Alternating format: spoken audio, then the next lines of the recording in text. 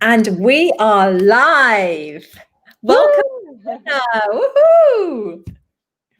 So, Fiona, I'm so happy to have you on the talk today. Just a little introduction. I'm Dr. Kate Bartram-Brown, and as you know from these interviews, I will be interviewing amazing people, or people that I find amazing, because each one of the people that I interview really are an expert in their field, and whether that's child health and mental well-being, or whether it's spiritual practices, or whatever it is, I'm really interested to find out about just how people tackle certain issues in these very interesting times. So it only seemed fitting that Fiona would be my second guest of these interviews, because she does lots of amazing work, and she's going to talk about what she does in a moment. But Fiona has a wealth of knowledge around working with children and families, and does reflective parenting counselling and all sorts of amazing things. And I really want to delve a lot deeper into her toolkit of expert tips, so that we can share that with everyone. So that's the whole point of this. So welcome, Fiona. Thank you, Kate. Thank you for inviting me along. Fiona, could you just, obviously I just did a brief intro, would you mind just explaining to people your background? So I know you work with children of all different backgrounds and challenges and etc. Could you just tell us what what your area of expertise is?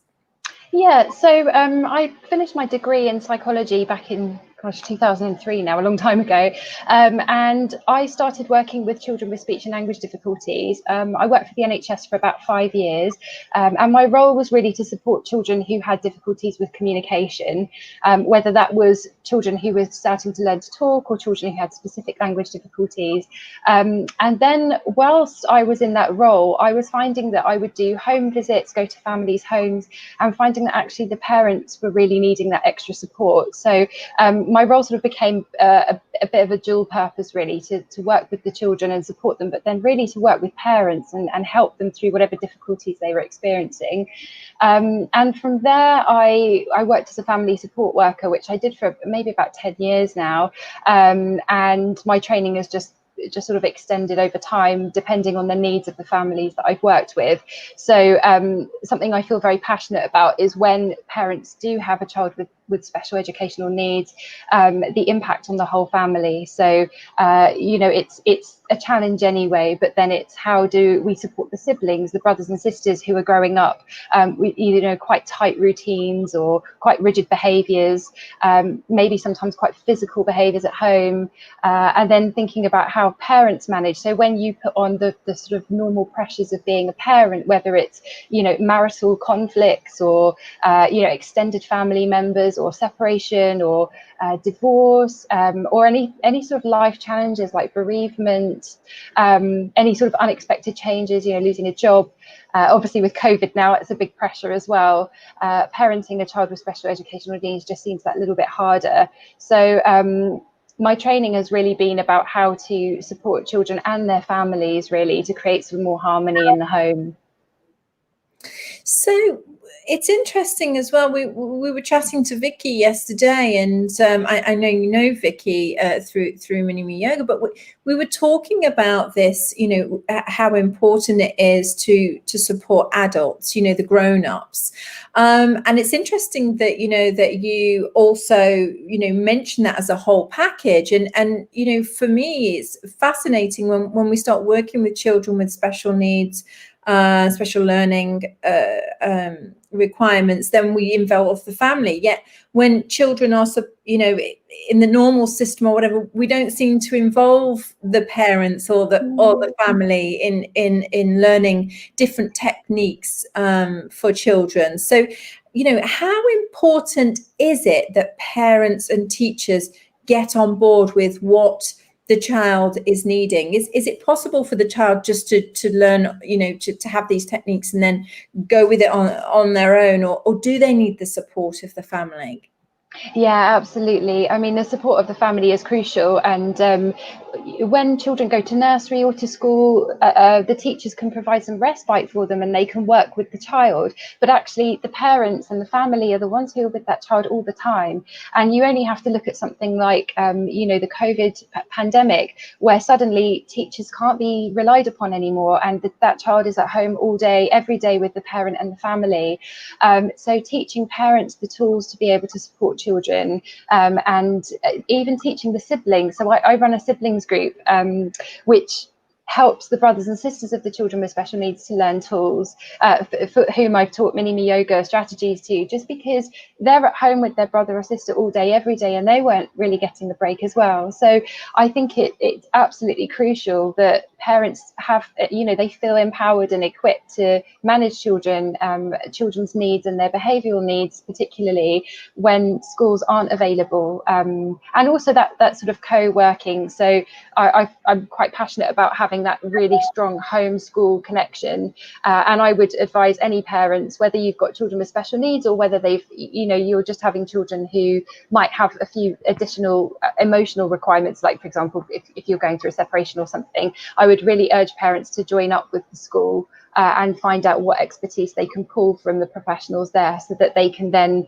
help sort of replicate that at home, and it provides that consistency for the child in whichever space they are in.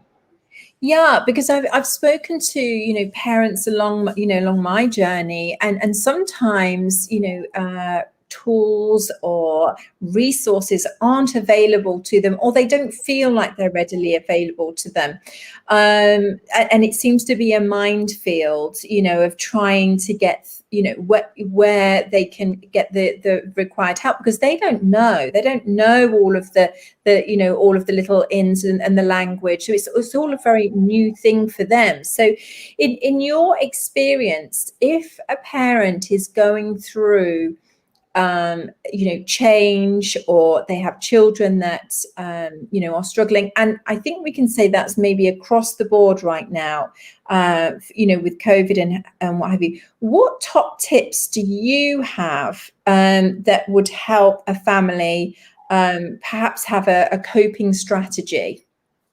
Yeah, so in terms of pulling on support, if you have a child under 5, I would recommend going to a children's centre or speaking to any children's centre staff, because they can act like a hub to signpost you to the services that are around, that are available.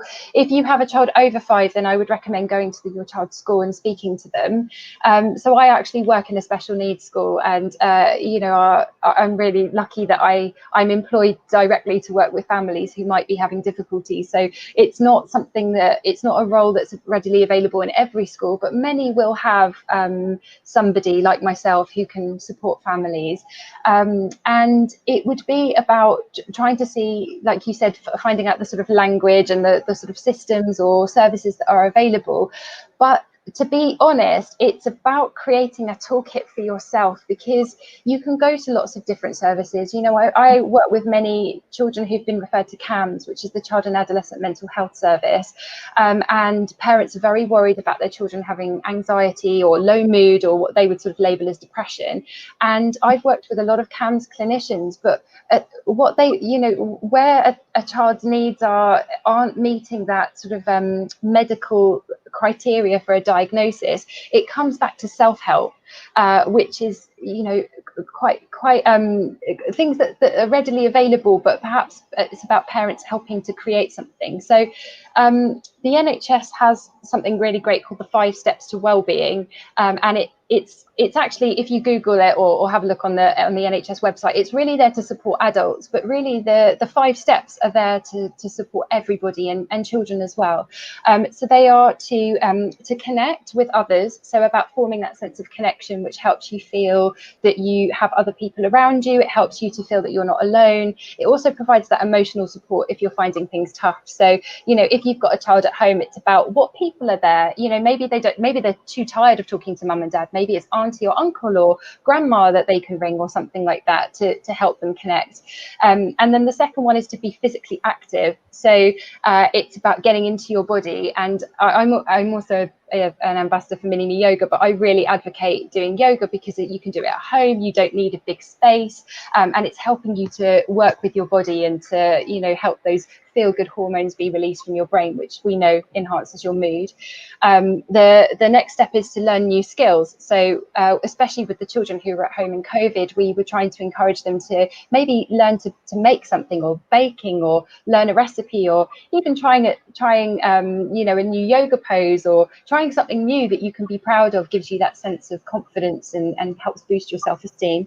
The next step 4 is about giving to others. So it's also, it helps us feel like a sense of purpose. So it might be that we make a card for, you know, grandma that we could send in the post or something like that. Getting your children involved in some kind of sense of purpose, especially now, there's so much out there, little campaigns they can join, like getting involved in, you know, plastic and recycling, or, you know, all the kind of movements that are going on at the moment, trying to empower children to feel that they can give back to the world around them. And then the last step on the NHS website is about being mindful, and we know that through our Mini Me Yoga work, that being mindful is so important to connect us to the present moment, to stop us ruminating, going over the past, or thinking about, you know, worries about the future. And these steps are there for adults, but they're actually really, really important for children as well. We just need to adapt them to make them very child friendly. So I mean, I'm a big advocate for Mini Me Yoga, but I would say that our program actually encompasses all of those steps. So doing the 15 minutes a day would help your child boost their you know, their mental and emotional well-being, but also just making sure that as a parent you are using those strategies as well, and you find what works for you. Some people like to meditate through sort of sitting down and feeling quiet. Some people are more active. Some people you know, even find going for a run can help them clear their head or something like that, or it just really what works for you. Yeah, I really like that. I really like that whole idea. I've always been a big fan of like the whole family getting involved. And I love that the NHS have put that, you know, there's 5 simple steps, because I think that, and this is something that I've come across time and time again, is people feel very overwhelmed when we start talking about meditation and mindfulness and helping their children. But actually, what we're talking about are very simple skills, very simple, back to basics, aren't they? Very, very simple things. I remember a blog that you wrote about, is it the Calm? The Calm Kit, yeah. And I really love that. And I just wondered whether, you know, having a kit or something as a parent or a teacher, sometimes, because sometimes we feel so overwhelmed, we you know, start to feel panicked, and then everybody starts to feel panicked, and, you know, and then we've got that knock-on effect, and we've all been there, you know. But I think sometimes if you've got a kit, sometimes just pulling out your kit, it kind of like is pulling out your superpowers, isn't it? It's like, okay, these are superpowers. And I just wondered, could you share some of those ideas with our viewers? Yeah, absolutely. So this is, again, is a strategy that they use within the CAMS departments in the NHS. So I've worked with children who have experienced sort of really severe, you know, mental health sort of crises, and this is a tool that they use. So it's only fit that actually you can use it for quite severe mental health difficulties, but then also very you know, mild sort of low mood, feeling a bit low in the day, or feeling a little bit anxious about something. But the idea of a Calm Kit is to fill a box or a bag or something with things that engage all the senses, and it's really, that really helps us to be present in our body. It really helps us to ground. And again, going back to the fact that every body, whether it's children or adults or individual, we respond to different stimuli depending on our own sort of, you know, personal preferences. So in the kit you would look at things for so first of all, things that are visually pleasing. So it might be that with an adult you might have a book, or it might be, you know, some mindful colouring in, or something that's quite bright and visual. It might be some photographs. With children, you can sometimes make like a family book, and it can have like their favourite pictures or really nice memories of special events that they can look through. Or this was my, you know, my 3rd birthday, or this is when, you know, grandparents came to stay, or something like that. But things that they can look at. Or also very sort of more simple things, thinking more about children who might have sensory needs, things like snow globes that they can shake and just watch falling, or quite visual things like that can help. And then we want to think about things that we can hear. So that can be as simple as, you know, some of those lovely Tibetan bells, or the bowl that you can use, or it can be some music. So if you've got a teenager at home, it might be that they want to have like a little, you know, those old-fashioned like MP3 players on an iPod that they can just plug in, or even just like a list of their favorite songs that they could go away and listen to help, you know, help with their hearing sense.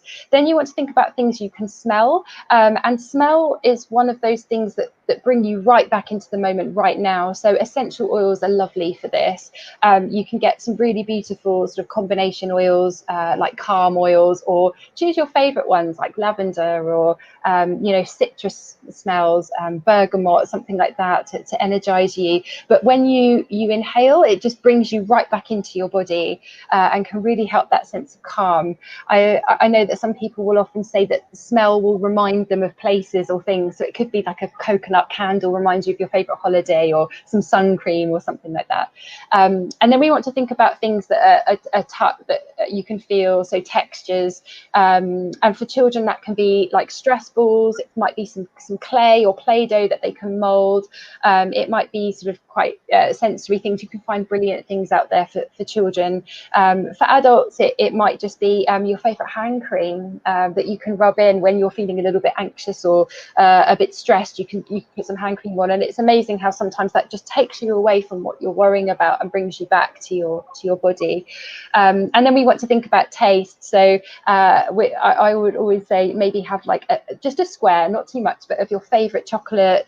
It might just, for children, it might be something healthy like a fruit winder, or a little tiny packet of you know, those little crackers or something like that, but something that will just help bring again your taste alive and bring you back into your body. And sometimes it might just be that you're feeling a little bit uneasy because you're a little bit hungry, or you need a little bit of something. So thinking about all your different senses, and how to bring yourself back into your body and feel quite grounded. Yeah, I love that. I love that whole thing. And I really like that, because it's, you know, a toolkit or a bag, or something that you can always access as a whole family as well. So you can turn off all of the, you know, electronics and mobile phones and everything. And you know, you can all, you know, indulge in that, which I really love. Fiona, could you tell us a little bit, you know, COVID has been on everybody's minds, you know, going back to school. Some, you know, I know that you've been working all the way through, and have just had a small, a shorter summer holiday. So I know, you know, a lot of teachers out there, you know, have been doing the same as you, and been working all the way through. And I'm sure they are, you know, feeling the pressures of, you know, this whole change. And I'm sure lots of parents are feeling the pressures, especially, you know, the ones that haven't been, you know, been homeschooling, and now the children are going back, or maybe they have been key workers, and you know, there's all these different scenarios.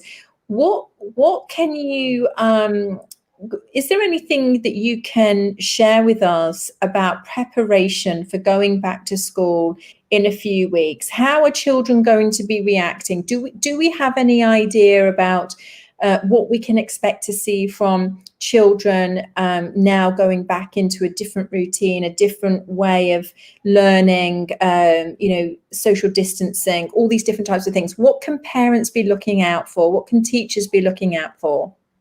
Yeah, it's a really, really it's a really hot topic at the moment, is about preparing our children to return, and it's going to be a big change for everybody, because even before, you know, when we went into lockdown, teachers were working very differently. So actually we schools haven't been running as usual since March, and that's teachers, parents, children, the whole school staff, everybody. It's going to be new for, but you mentioned quite a key word there, is about preparation, and I think it's about helping to sort of work your way towards going back to school.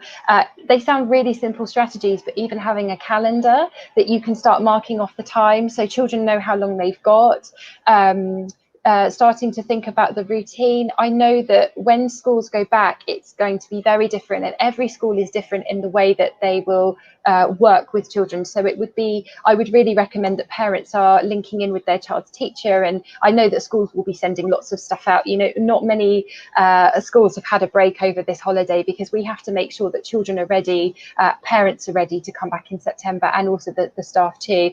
But it would be about reading through all of the materials that you get sent from your child's school, trying to work with them.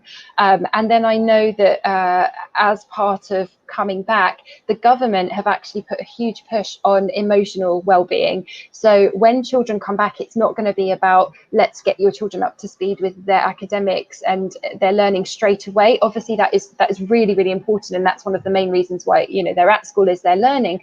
But actually their emotional needs need to be met before they're able to access that learning. So we don't know what experiences children have had over lockdown. It's going to be really, really different for every child who's been at home, and it's about that more individual approach, and working with children and families on their individual basis about what that child needs, and making sure that the strategies are there to support them. But I would, if I were a parent or speaking to parents, I would be thinking about how to work with your child, preparing them, talking to them about returning to school, talk to them about their feelings. You know, even very little children will tell you they have a tummy ache, or they're feeling, you know, upset, or you might get tears, or they might be very clingy, and it's about remembering that our children feel the same emotions that we do as adults, but they don't have the same ability to rationalize in their brain and to self-talk it through. They just know they feel rubbish and they don't know why. So trying to help your children work through that emotional stuff and really being there for them. And one of the key things, you know, I work with lots of children who are displaying quite challenging behavior, but remembering that all behavior is communication. So if you could put a pause button in that moment and say, what is my child trying to tell me, then you might have a little bit of a different opinion, rather than, oh, my child's really teary today, or they don't want to do things, or they're starting to throw things across the room. It would be, what would they say if I asked them how they were feeling now? And it might be, you know, mummy or daddy, I'm really, really worried. Or it might be, I love my friends so much, but I'm really scared because I haven't seen them for so long. Like, even those friendships that are there, how do I react when I'm with my friends again? Or what are they going to think of me? Or am I going to go back? Am I going to have any friends? You know, it will be little things that we might not anticipate as adults. But working with your child and trying to know what their triggers are, and maybe just observing when their behavior is not quite right, and working through with them, trying to help meet their emotional needs, not just their physical needs about going back to school. Thank you.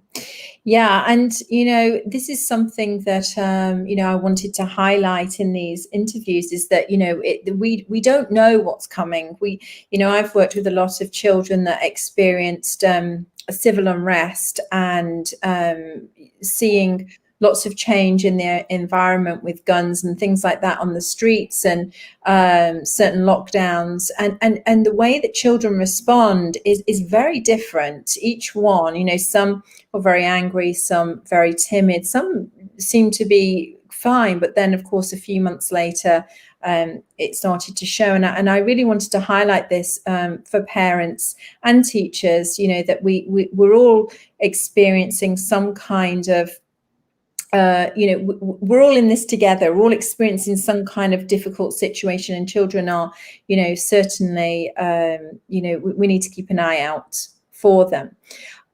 So of course, you've mentioned Mini-Me Yoga, which is amazing. And we are very, very lucky to have you as part of our management team. And actually, Fiona does and manages all the blogs for Mini-Me Yoga because she's amazing.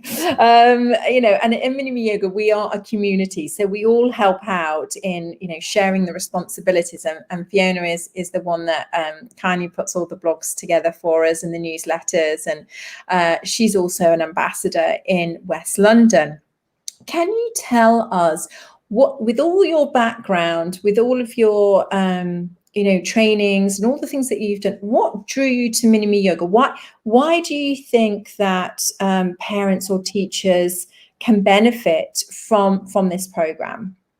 Yeah, it's actually quite a personal reason why I ever sort of sought out yoga and mindfulness in the first instance. Was I was explaining about when I was working for the NHS and I would have family visits, and I was working with a lot of families who were finding life very challenging, and I was dealing with lots of emotions. I might have like 5 or 6 home visits in a day and have every parent or family I visit cry, and they were very distressed. And I started finding as a professional that I was experiencing an emotional burnout. I was getting quite tearful, I was feeling irritable, I didn't know what was wrong with me, there was nothing going on outside. I didn't really attribute it to my work at the time. All I knew was that I wasn't feeling good, and I went to see the doctor because I started getting quite physically ill, colds, like feeling fluey. I was starting to get ill quite often, and I ended up having a glandular infection, and the doctor said to me, you're experiencing quite a lot of stress. And I thought, well, I don't really have much stress in my life. I didn't really think about my work at the time. And they said to me, have you tried yoga or meditation? And actually, these were new things to me at the time. So that was probably going back about over 10 years now. And I joined a yoga class. I was very nervous about going, and what's yoga? I'm not flexible. What can I do?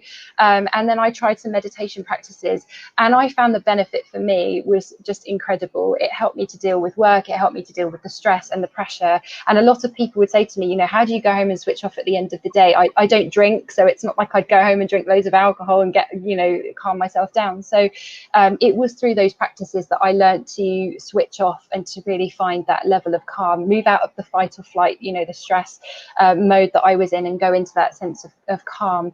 And I felt so passionate about the effects that it had on me and my life that I sought out Mini-Me Yoga to be able to really, it was to work with the children, but really the parents as well. So when parents are experiencing this stress and challenges, it was, how can you then help your children, and something they could do together as a family.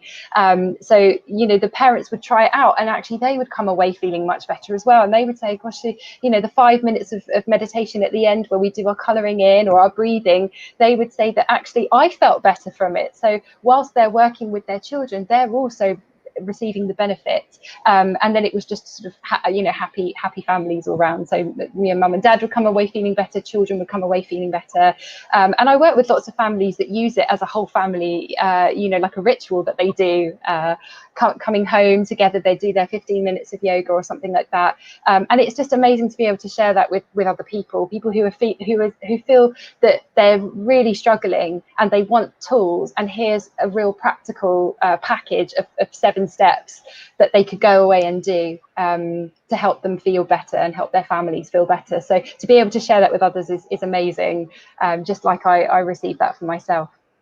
Oh yeah, me too. Same for me. I was in the same place, and it's what drove me to create something so that we could, the children could also get that from when they're a young age, and to help and support the parents as well. And something that I also know about you, because obviously we're friends and I know you, is that you also advocate healing work for yourself, and you are a healer yourself, and you do healing work for others. Can you just give us a little overview on your perspective on how important it is to receive healing, for grown-ups, for adults, and what effects that has on a family situation, or an education, if you're a teacher or if you're a parent or whatever, so the healing ourselves, how do you see that working and affecting the people around them? Yeah, so again, healing was a path that I took to help me to be able to manage myself better. And again, I've really found it invaluable for being able to support myself. And I think that when you actively engage in healing, and again, there's lots of different things out there, there's lots of different tools available for people. We offer the teachers or key workers health, which has some beautiful strategies that they can use. But when you experience healing, or you have healing work done on yourself, or you work for others, you allow yourself to get into that sort of that state that you become sort of more connected with the world around you, and realize that actually those little problems that are coming up, just they sort of melt away. They feel very insignificant. And it is so vital with the family work I do. It's so vital to know that families don't just like, if mum's in a bad mood, or dad's in a bad mood, or your child's in a bad mood, it's not just them on their own. Like, it affects the whole system. So it's so important that, especially as adults, that we keep our energy and our emotions and our wellness in check, because if we're not feeling good, we then sort of let that leak out. And after healing sessions, I can come away feeling so much calmer, so much more relaxed, feeling much lighter, feeling more connected with the world and with others. And it just helps you to feel bigger than the little, like the tiny problems that are going on at home. So your child's knocked over their water, and there's water on the floor, and a lot of people would react to that. But the more work that you do on yourself, the more you're able to pick your battles. Obviously, some things are going to bother you, and it's important that you allow yourself to express, but it's also, is that really worth me getting upset and then everyone else around me getting upset? Or can I do some work on myself to know where, what my triggers are, and how I can help release them, so that I can create, again, going back to what I said at the very beginning about creating more harmony in the home, because I know that when I feel good, everyone else around me has got more of a chance of feeling good, and that I'm not going to sort of pass on my negative energy or my my difficult moods and things to them. I agree. And I really want to get this across as well in these interviews, is that, especially mummies, you're not being selfish if you go and get healing. If you're not being selfish, if you take some time out for you, even if it's a massage, even if you should get your nails done, take a salt bath, light a candle, get dressed up, whatever it is. It doesn't have to be, obviously, we practice different types of healings, but it doesn't necessarily have to be that. And I really, also for the teachers, they're going to be pushed to their limits, no doubt, over the next few months. So, please get healings, whatever that is to you. Take a yoga class, practice whatever you need, and take that time for you, because everybody else will benefit. So, I often speak to people, and they feel like they're being selfish if they take an hour or 2 hours for themselves, or it's a luxury. But actually, it's really not a luxury. I think it's actually a necessity in these times. So I'm really happy to hear that you also feel that is beneficial in the home, and maybe in the classroom as well. Yeah, I would absolutely agree. And when I'm working with parents, it's something I will always say, we use that expression, you can't pour from an empty cup. So actually it's not selfish taking time out for yourself. You need to make sure, that oxygen mask being fit first before you fit somebody else's, or you've got to make sure that you're okay, so that you can be there and show up for your child or your family. It's so important that you take care of yourself first. Lovely. Thank you, Fiona. So there's a few comments. We've got Emma is saying relationships are so vital with both parents and children. Yes. We've got Louise, Janet, who's saying looking radiant, ladies. Woo! We've got Lee. Hello, Lee. How lovely to see you. And Amanda's saying she loves the idea of the pause button, and saying that we're both looking beautiful. So it's like, oh, thank you. We've got a little Friday booster there for us. Yeah, thank you, everyone. If anybody does have any questions for Fiona, you can pop in the comment box. But also, I'm going to ask maybe Fiona to put the link to her Calm Kit blog in there, and her contact details as well. So if you're wanting to take a workshop with Fiona, mini yoga, or if you're wanting to get some family advice, I know she does consulting and things like that. you know, and she's also a healer. So if you're looking for healing practices as well, you know, if you're looking for that package, then please contact Fiona. I know, you know, we feel very lucky to have her at Mini Me Yoga. We really do. So we're very blessed, and we don't want to hog all of her time, even though we would if we could. But you know, she does amazing work. So please feel free to contact her. And I know a lot of people out there are needing assistance and help right now. So please reach out. You know, we're all here to support and help. Fiona, any last parting words or any last parting, you know, top tips or advice for our viewers? Really just what we've been talking about, but I think the key thing to take away is really to look after your well-being, and just remember that everybody in the whole family, you know, we need to support everybody's emotional needs. So remembering the impact on your children, on their brothers and sisters, on you know, parents themselves, thinking about, you know, how you can take care of yourself as a family. You know, what things can you do as a family together to support your well-being, even if it's just once a week or once a month, or have a movie night or something, you know, just how do we have, and having fun. You know, when everything is going on around you, what it comes down to is how we can keep our family home harmonious, and how we create joy within the home environment. And lockdown has proved that, you know, we're in the home together, so we've got to make it a very happy and joyful place as much as possible. Lovely, thank you. And if people are struggling or they want a community, we have the Mini Me Yoga Wellbeing closed Facebook group. It's free membership through these times, so you are welcome. There's over 60 experts sharing their expertise, their views, some fun stuff on there as well. So you're welcome to share it, you know, to click on that, and I'll put the link in there. And then for grown-ups, if you are seeking meditation, then the Modern Mystery School is doing 3 free meditations a week, Monday, Wednesday and Friday. And again, that's a closed Facebook group, and I'll pop the link in here as well. So, you know, we have got support systems for you if you need. So thank you, Fiona. Thank you so much. Oh, you're so welcome. Thank you, Dr. Kate. Yeah, lots of love to everyone, and see you all soon. Bye.